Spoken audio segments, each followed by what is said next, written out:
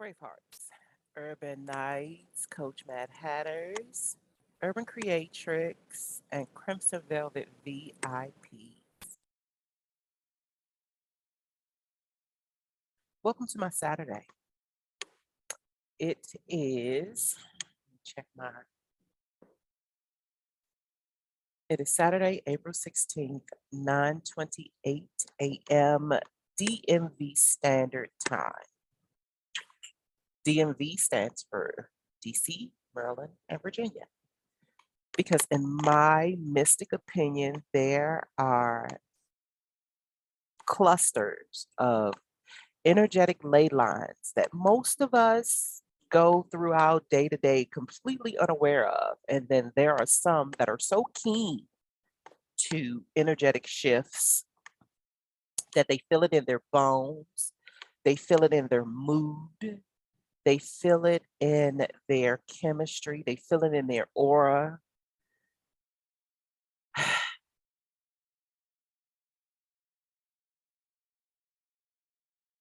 So early morning yesterday, no, early morning Thursday. And when I say early morning, my early morning is like 4:30 a.m. And I have this weird thing where, and I call it weird because it is away from my norm. I can tell that I am in a shifting timeline. And how I know this to be is I've studied my circadian rhythms.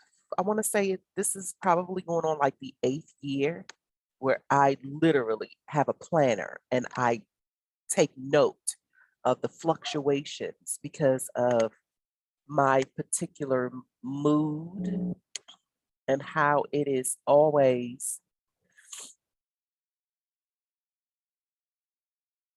ebbing and flowing and its highs and lows, ebbing and flowing. It's very unpredictable.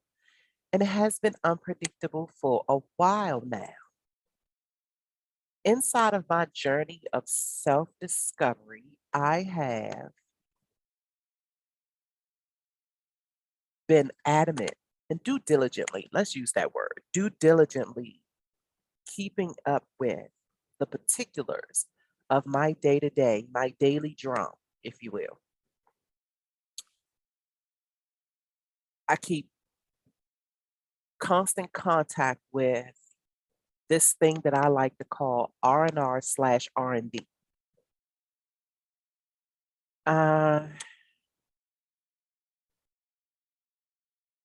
The middle of 2019, the middle of 2019 was particularly hard for me. There was this enormous shift in the way I felt about homestead and all of the things that went along with what it means to truly work from home, what it means to have a home office. Whether you have one or not, you still have to give time to contemplate and be able to allow your visualizations to settle. Most people think that unless you have the money to do this, that, or the third, you are not allowed to ponder it or contemplate it. Or if you do, there's a limited time and then you should get with it. I beg to differ, as with a lot of the, and I'm just going to call it mainstream for the lack of a better term right now, because it seems like the way that I've been viewing things, it seems to channel in either as mainstream, underground, or grapevine. And so when I use the term mainstream, it really is to direct our attention to the effects that has been taking place since the Edward Bernays days. That sounds funny. Edward Bernays is considered the godfather of public relations and mass appeal. There are a lot of things connected to him with regards to propaganda and how it is, or the strategies thereof, to sway public opinion. And it really is a thing. It honestly is a thing. And the more and more we stray away from bull's-eyeing the fact that the insatiable repetition of certain things is how it becomes embedded in the psyche of the consumer, the trendsetter, et cetera, et cetera. I can't think of other categories or classifications right now, but it honestly spreads its tentacles into the psyche of many, whether you are a consumer of television or radio, anything that's publicly broadcasted, 9 times out of 10, it has been tapped into. It's been linked to the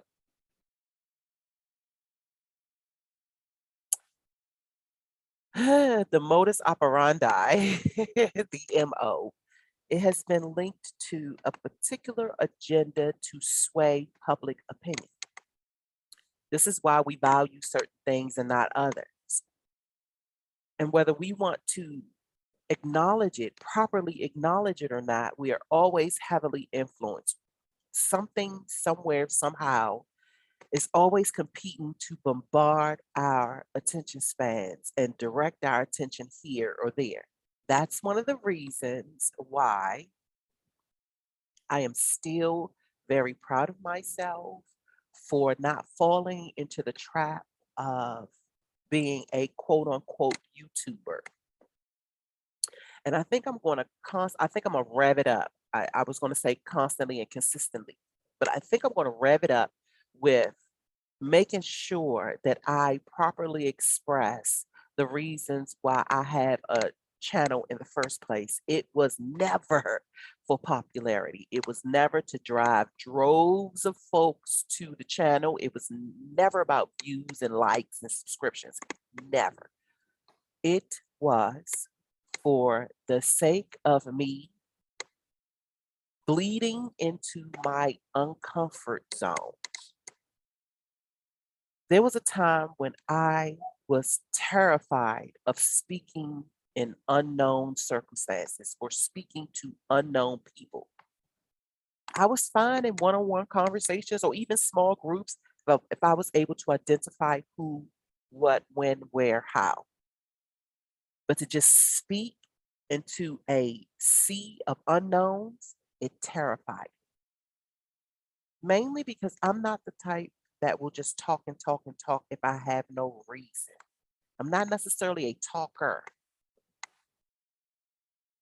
but I was being pushed to benchmark my abilities to speak in comfort over a long duration or a longer duration than the average conversation and stay on point, on task, and more so gather intel about myself on how I conducted myself inside of me being the primary keynoter. And I knew that this was going to be in phases. And I knew step one was to practice my pitches, my tones, my pauses, what it is that I spoke about and didn't speak about, how I would deliver even when I was in moments of digress.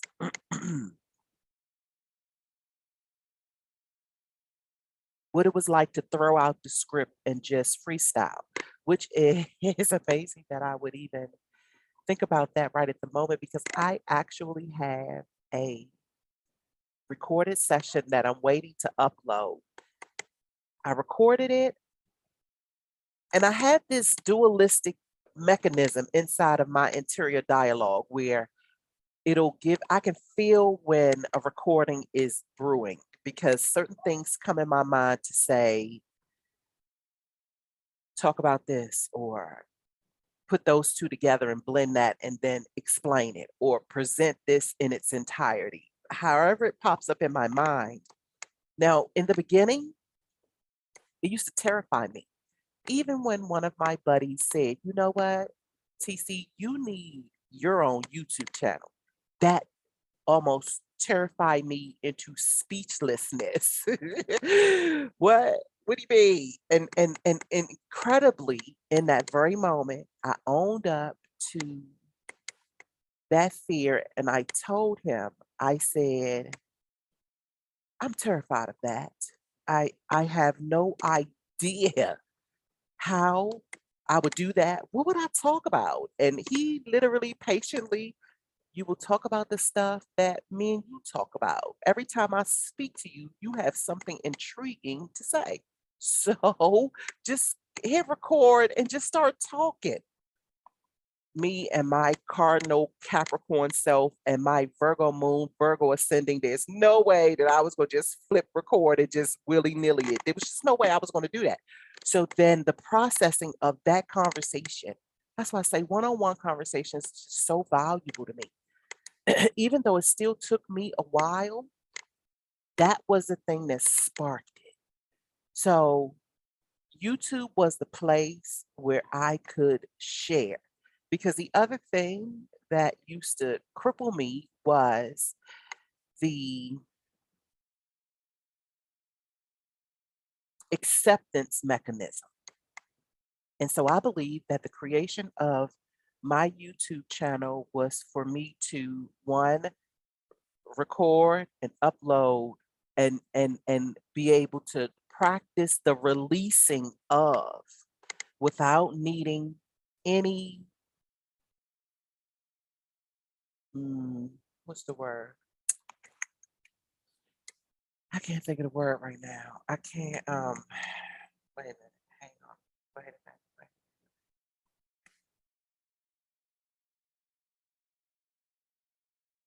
Uh, hang on, hang on. You know what? Real quick, let me pause it real quick. Ba, ba, ba, ba, ba.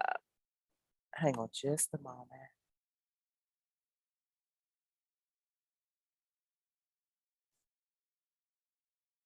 Okay. So I have to keep reminding myself that because it is strikingly, insatiably, incredibly interesting how it is that seems like every video I find, not every, that's a generalization and it's incorrect, but the majority of those that consider themselves YouTubers, it amazes me how they will tell you to click like and subscribe before you've even had a chance to view the content. It's amazing. I am noticing the ones that are conscious of this. And the reason why is because I get a YouTube creatives newsletter too. So it's just like, wow, okay. Um, so like I said, so I'm noticing the ones that are consciously aware of inviting folks if they would like to, if they are into the content, if they are into the content creator, then yes, go ahead and link up, latch up, pin up, however you want to call it, right? So I figured I'd open up with that. I'm leading with that because it is very imperative that while we're on these journeys to self-discovery and taking up the most greatest commission that there is to this earthling experience is to know thyself, to know that we are conduits of light and darkness, and to know that the balance is the thing. Which brings me to the second reason why I decided to hit record today is that I am noticing that we are still dealing with this frequency of light and dark as if they don't bleed into one another. We continue to speak about them as if they are two totally different entities, that one does not literally depend on the other's existence to exist. They are two different sides. They are two sides of the same coin. They're two sides of the same spectrum.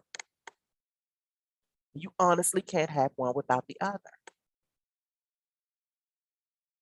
So the mainstream speech, the way we define which I'm noticing for myself in particular, the way I define things dictate the way I speak to myself, dictates the way I show up. Me challenging myself to define things as I have the point of view for the context. Because one word literally can have 50 different meanings, all depending on the context, all depending on the person, place, or thing. You literally can have a word that renders a definition of opposites.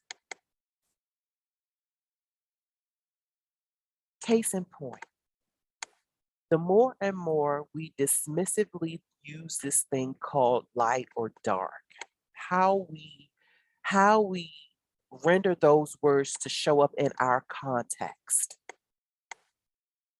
And simply put, I am finding light is solar, is masculine. Dark is lunar, is feminine.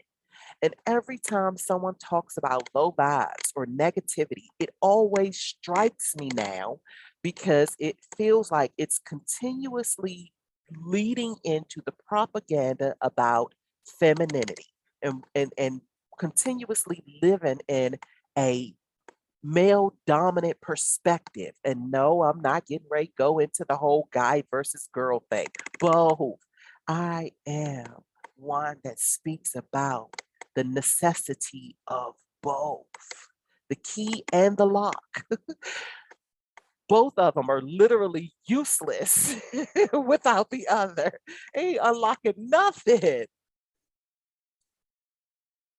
My points of view have been set up that way for a while, and I'm very grateful for it. I'm also very grateful for the observations and acknowledgments that I am able to truthfully render for myself.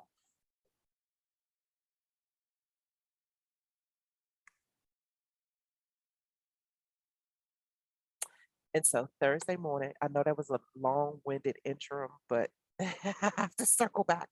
So Thursday morning, I knew I was in a mood. I knew I was in a mood because for one, I was drained.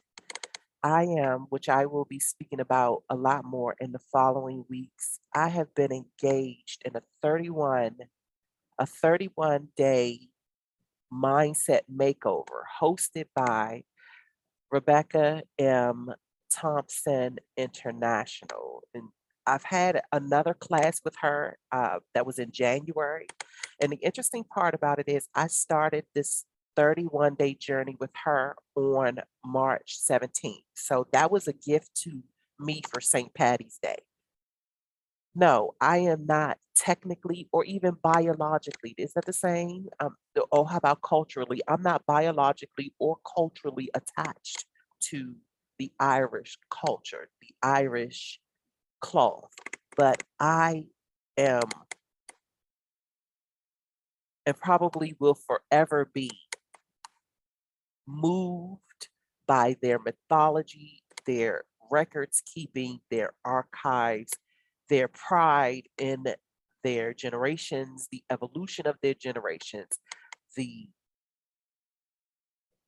achievements in them being able to preserve themselves in print and have the pride or the prize staking pleasure of sharing their stories with the world and being very solid in where and how they show up in the world as a collective. So, for that reason and that reason alone, I love the quote unquote lucky day. And so, usually, when that day comes, I treat myself for the affirmations of being a storyteller, a writer, a scribe, a journaler, someone who values the documentation of livelihood, good, bad, urban, ugly. And so another thing that I knew that was happening with me because I do seek and participate in being able to feel the energies as they pass through. Now, I haven't gotten to the point where I am confidently able to forecast, but I am still tuning in just as diligent as mastering any other craft. The love language of energy is a foreign language until, like any other unfamiliar tool of communication, is becomes familiarized, is at a place where you can fluently communicate first with yourself.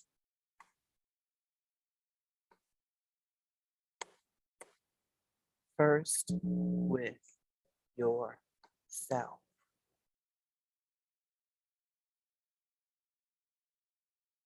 Get in line with the conversations that you have with yourself is why we are here if you find yourself inside of this little talk I'm having. So Thursday morning, I want to say about it was going on 5 a.m. and I had been in and out of sleep because it seemed like there were these interior discussions going on, and I would wake up and I would jump up and write some stuff down and then lay back down, and then within an hour or two I'm just, it was amazing me how I was popping up out of my slumber, right, like it's almost like I was catching the description of the tail end of a night vision, or I'm not even sure if I can put it into words what I was honestly experiencing.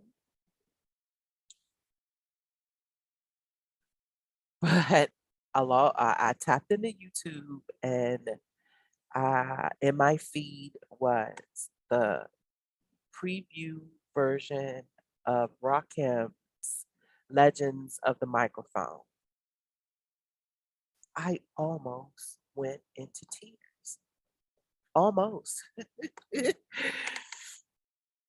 For one, I was very, very, very, very happy to see that this is what was going on in his life, that he was creating and collaborating to bring this forth to the people.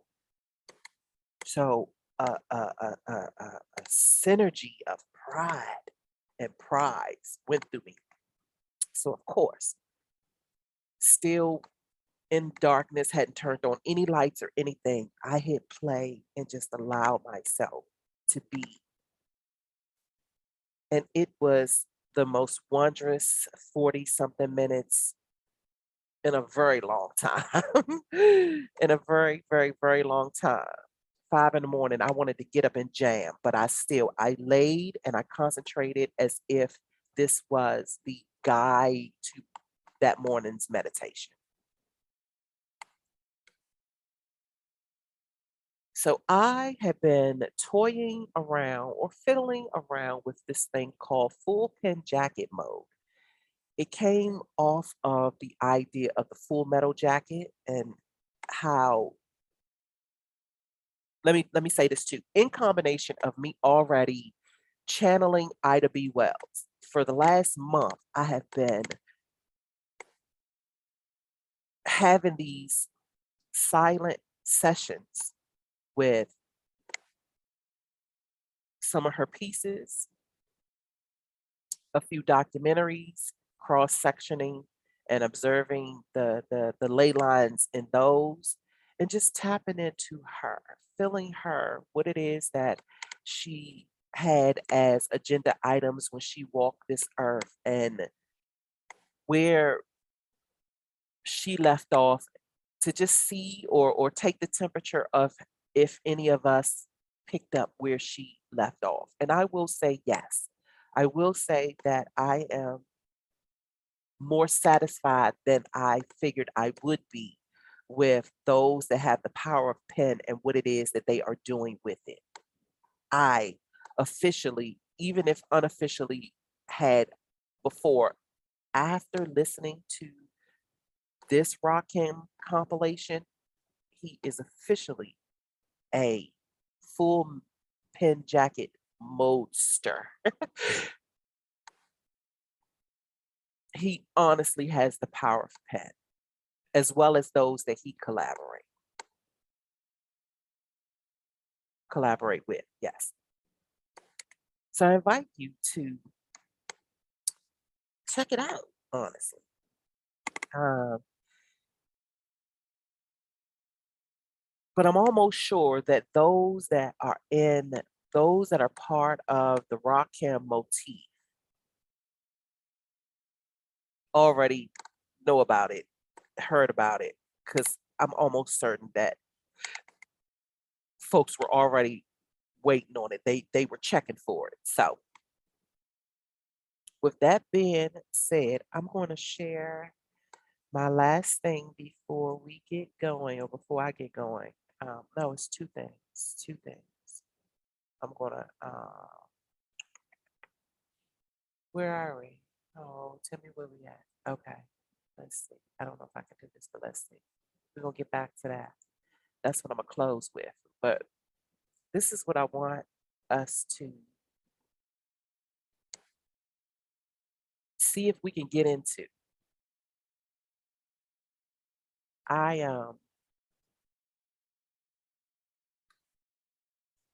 I mm, would like to see what this do. I would like to see if the grapevine is continuing to pass things along of a beneficial nature. I've always had value in the grapevine, way more than mainstream. Underground is a place of refuge for me, but the grapevine is the manifesto by which I've lived by since my early salon days, 1997. Even though I would get business cards, I wouldn't advertise. I honestly believed in the ability for me to cross paths with those that I was destined to service. I believe that still to this day. With that being said, I am inviting folks to see. Can you see what this is? So, jessicaholter.com. Jessica Holter is the creative, the original creative of the Punani Poets. I have been a Punani Poet fan for a long time. And then when I got into practicing poetry and penning it for myself, that's when I really got into her as an entrepreneur, as well as just a mystic muse mogul, tapping into those that have these ongoing relationships with muses, especially the invisible muses, those that show up energetically. Because you can find muses in physical beings as well. But mainstream likes to call it creativity. I, inside of the realm of grapevine, as well as other creatives, cherish the relationship with muses because we can feel it when there is no presence of muse, just like we can feel it when there is a presence of muse. The way we define is very important for those that create from nothing, or those that create from the inside out, those that are inspired and then transmuted somehow into something different.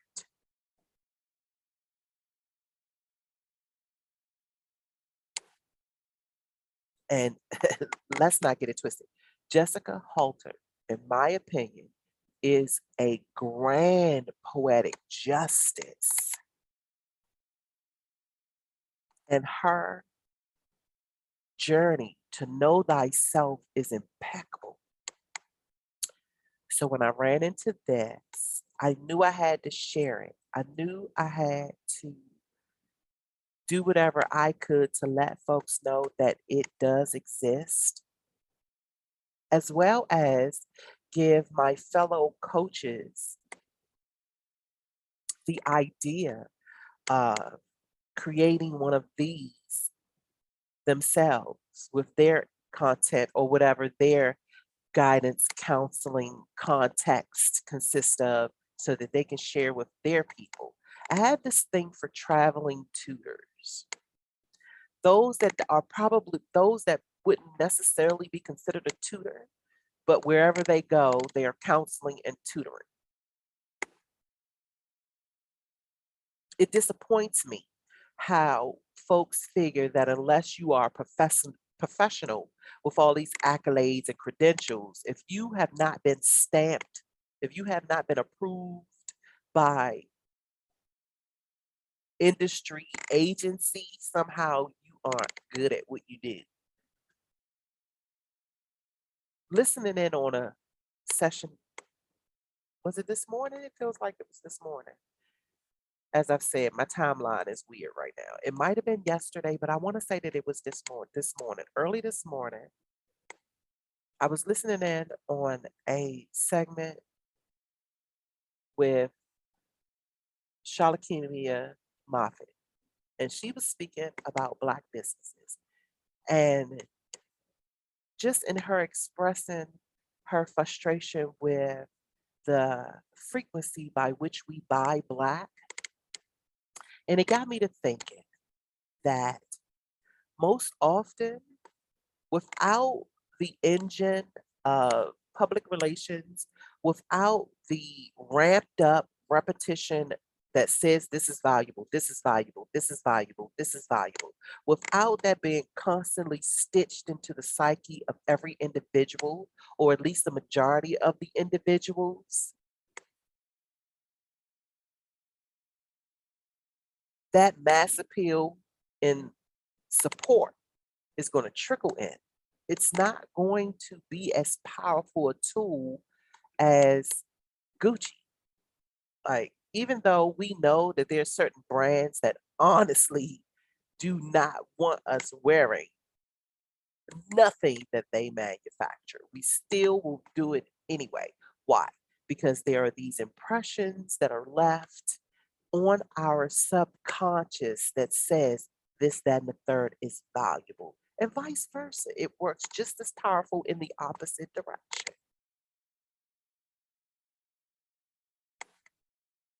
So, with that being said, I'm going to continue to believe in the power of the grapevine.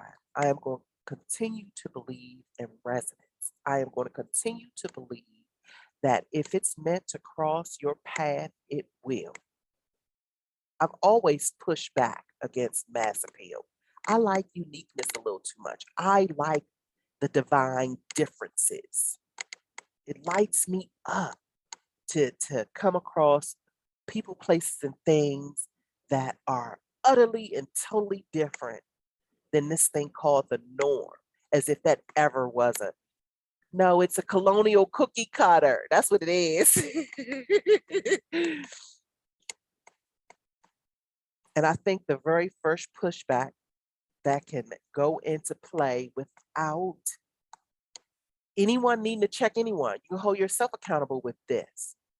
Begin to pay attention with the way you define things and understand whether it's a mainstream definition, an underground definition, a grapevine definition.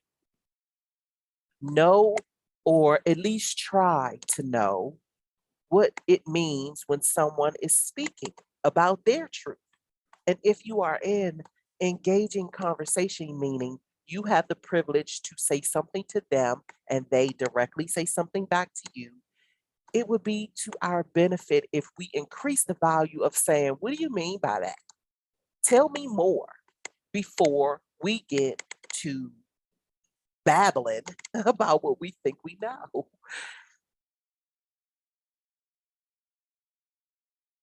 I think the Spiral Notebook, especially because it's encouraging us to capture our love notes for thyself, is going, in my opinion, I'm doing a little forecasting right now, but I think that it's going to be the notebook of the summer of 2022 for creatives, for the seekers of the knowledge of self.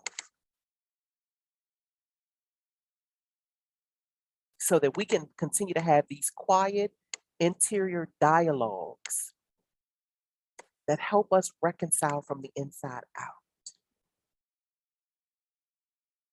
Guy, girl included. And if you think that you're a little too macho to get a spiral, get a spiral notebook that you can go in the park, hit your playlist, and just pen out. Like, yeah, put pen to paper.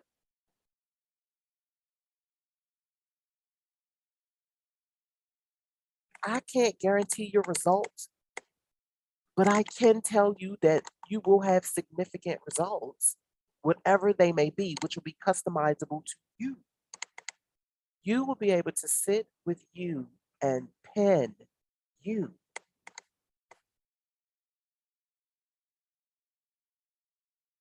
As I tell all of my guys, a duffel bag, couple pens, couple pencils, couple of highlighters, whatever your book of choice is, and your sketchbook, your notebook, your journal. Keep it in your trunk. If you do not have a vehicle, latch it to your back.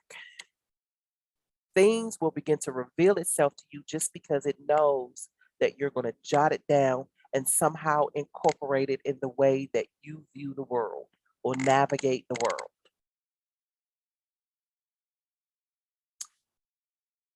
So, with that being said, I'm going to talk about this. Uh, and I'm not going to talk long because, and I'm scrolling down just a little bit so you'll be able to find it on your YouTube because it's an incredible strategy. And I will disclose right here, right now, I am on the side of figuring that Will didn't do no wrong. And not because I figure Will can't do no wrong, nor is it because I am this wounded female who wants to put my dude in the line of fire to fight my battles. Nah, there are a lot of nuance in that story that none of us have, none of us are privy to. First and foremost, this is Hollywood. And I've said this before, that it amazes me how we try to use Hollywood examples and try to stuff them into our ordinary lives as if they actually apply. Yeah. I also figure it's worth mentioning that you foolish if you figure you're going to be talking about married folk business. I say it all the time, stay out of married folk business. You have no idea about their pillow talks, their table talks, their sofa talks, their car talks. You have, and it doesn't matter how you are looking at it from the outside and what you are gathering. And so it strikes me odd as how we can have so much to say about something we know very little about. We are not privy to the intricate details of this couple. And even if they do live their lives in front of a camera or a audio visual platform, you still will not know the intricate details of a couple.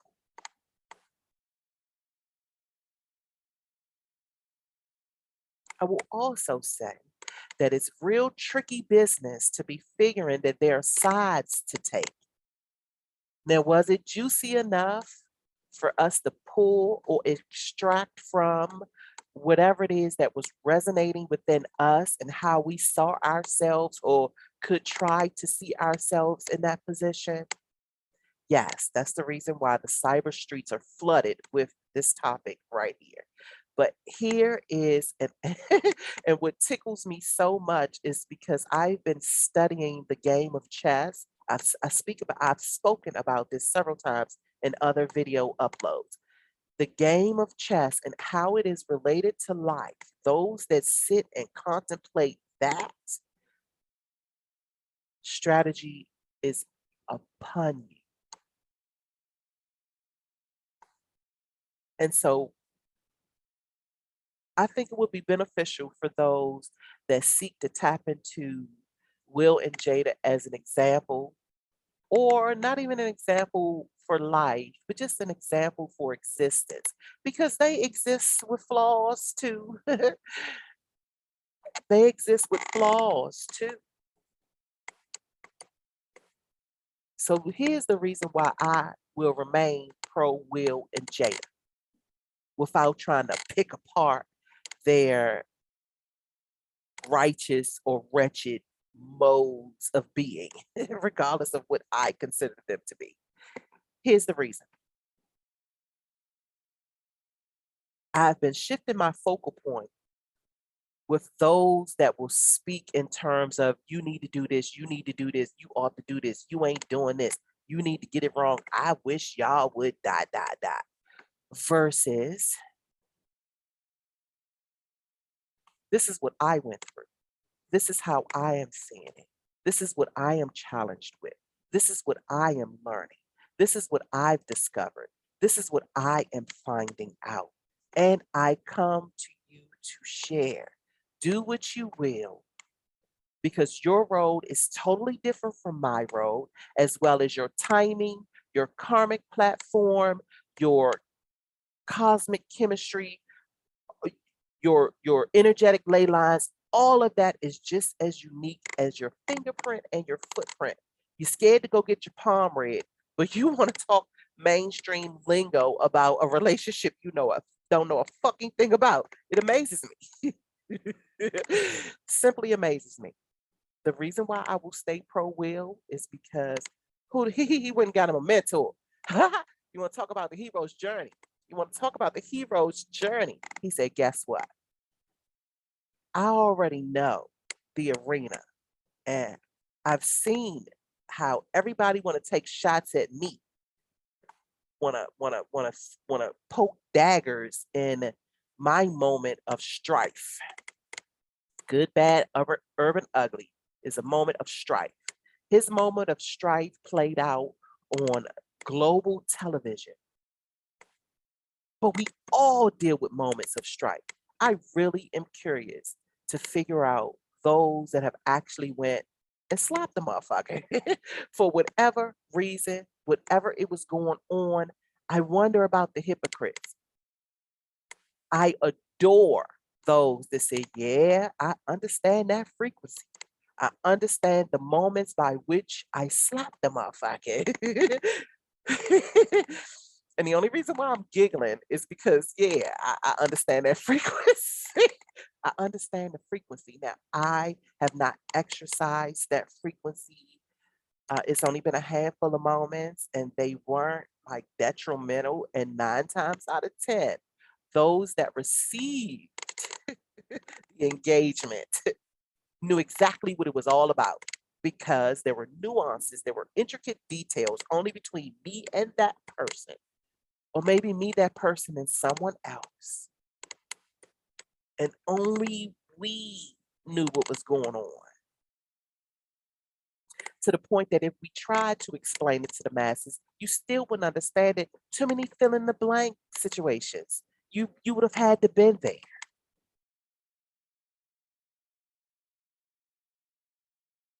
And sometimes, as I often say, sometimes in that moment, if the at a moment's notice, the moment calls for this to happen. Yeah, everybody would love to say shit about self-restraint and self-control. And that's because no one is really, well, I ain't gonna say no one, that's a general inaccuracy.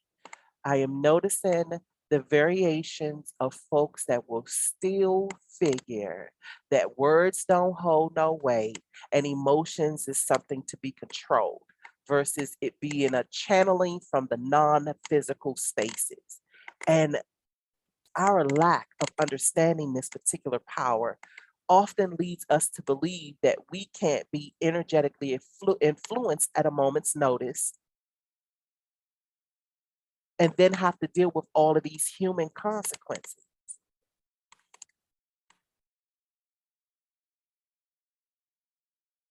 I'm still going to continue to say we do not give the non physical realms the respect it deserves.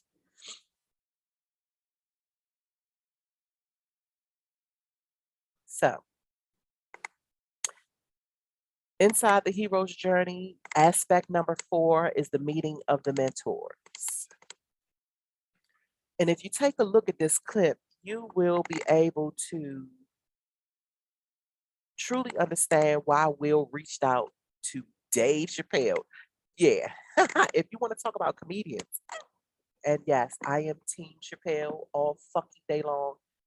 And before the whole Will and Chris thing unfolded, I wasn't really a Chris Rock fan. He's kind of corny to me, and that's my opinion, and I'm allowed to have that. I'm allowed to have it. I'm allowed to have my picks when it comes to this celebrity Hollywood make believe. Yeah. So to see these two sitting in collaboration also made my heart sing, just like it did when this popped up. And so the underlying comprehension that I am having is that at the end of the day, you're going to see, we're going to see more and more, I'm going to see more and more instances where the unpredictability of emotionality is going to reign through, just because I believe that circumstances and situations are tired of being shortchanged with the lopsided views regarding intuition, emotionality, receivership, contemplation, solitude, all of the shit that they like to call the shadows. And it's like, come on. If you scared of the dark, say you scared of the dark. But don't try to convince other people that it's only evil and you're going to have such a bad time if you got to sit in your darkness. Night of soul. Oh my gosh, the dark night of the soul. Ooh. Mufasa. Ooh.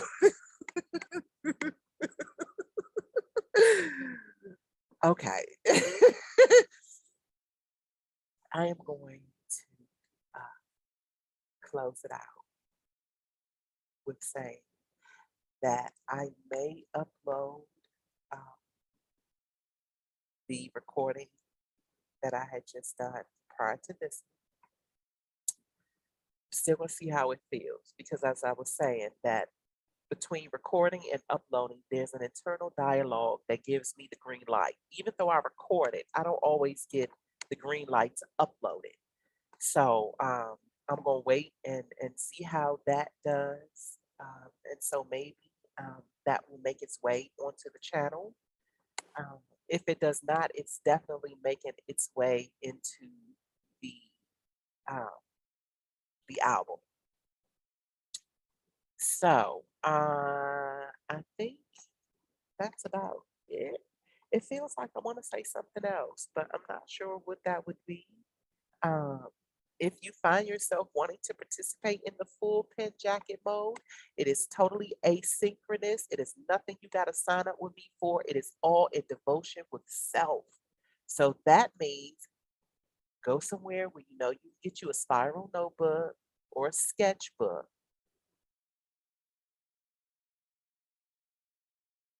4 days a week,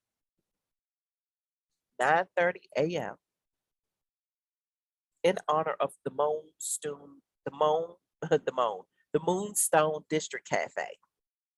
So what you would think of while you're in the moment of writing, regardless if you are in the park, in your car, at a cafeteria table with your earbuds in, inside your room, in solitude, regardless of where you are physically, you will take on the mind frame that you're inside of a cafe that is serving you your favorite drink nonstop. So you are comfy, you have nibble food, or should I say study friendly food, meaning you're not going to eat it and then all of a sudden want to take a nap.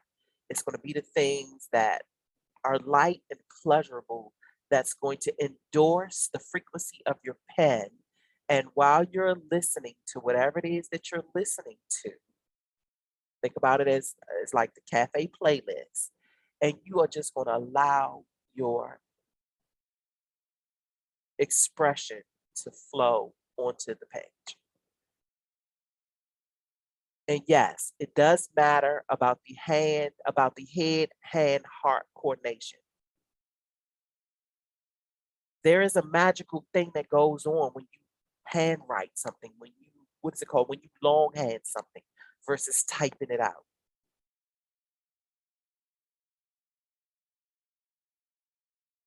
So, thanks for hanging with me. And I wish you well.